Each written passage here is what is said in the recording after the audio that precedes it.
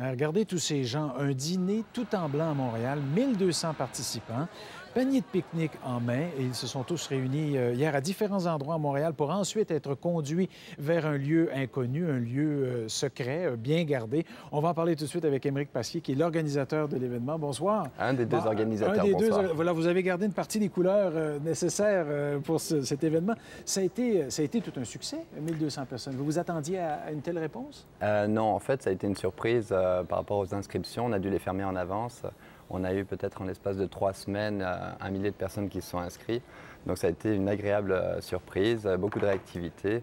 Et puis les gens hier étaient vraiment très festifs et complètement dans le concept, c'est-à-dire chic et en blanc. Bon, alors racontez-nous un peu justement certains des éléments. Il y avait des conditions, là. On ne peut pas arriver, il faut être entièrement en blanc et il y a plein d'autres conditions aussi. Il y a un règlement assez précis qui a été envoyé aux invités auparavant. Et puis, donc ça peut paraître restrictif pour certaines personnes. Alors il y a parmi les règles la mixité des tables.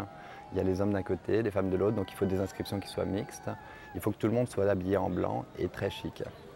Donc pas de casquette, pas de t-shirt.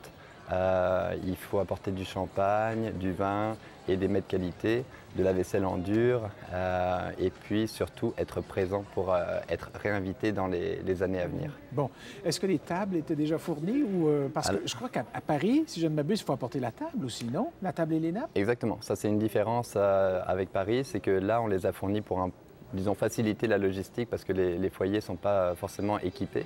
Donc on a fourni les tables, les chaises, les nappes et les coussins. Ouais.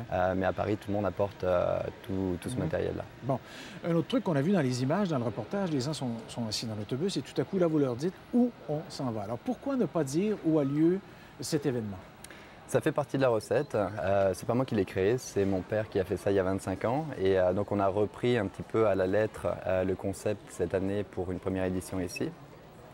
On a gardé cet effet de surprise parce que les gens sont amenés à se poser beaucoup de questions et on a marqué que ça crée un dynamisme et un buzz incroyable lorsque les gens ne savaient pas où ils allaient souper, où ils allaient se retrouver. Bon, alors eux, les policiers savaient, les autorités étaient installées, on a bloqué des chemins pour vous, non? Non, il n'y a personne qui était au courant de ça. C'était vraiment, on pourrait dire, une installation un petit peu sauvage, entre guillemets, mais très organisée, très encadrée.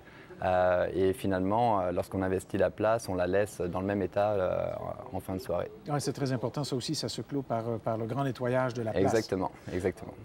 Vous avez vu des scènes touchantes, des gens qui auront des souvenirs personnels? Oui, alors je ne sais pas si ça a été filmé, mais il y a eu une demande en mariage en fait de fête cette soirée-là. Je ne sais pas si elle a dit oui, mais tout le monde applaudissait. Alors j'imagine qu'elle a dû dire oui. Bon.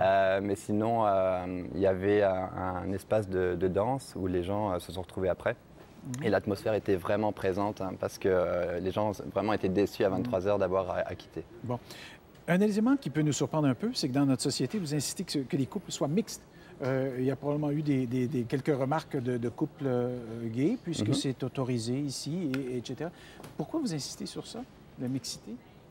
C'est pas que j'insiste. Vous exigez? Je pense que c'est les médias qui insistent davantage dessus que nous, mais on exige ça parmi d'autres points, simplement parce que ça fait partie du concept en France. C'est une question de symétrie en fait, c'est juste parce que dans tous les dîners en blanc, il y a un point de vue qui est toujours plus beau d'un côté que de l'autre. Et donc on aime que ce point de vue-là soit offert aux femmes. Et donc toutes les femmes sont d'un côté, tous les hommes de l'autre, et c'est vraiment pour une question de symétrie et pour arriver à avoir 50-50 qu'on a imposé ça.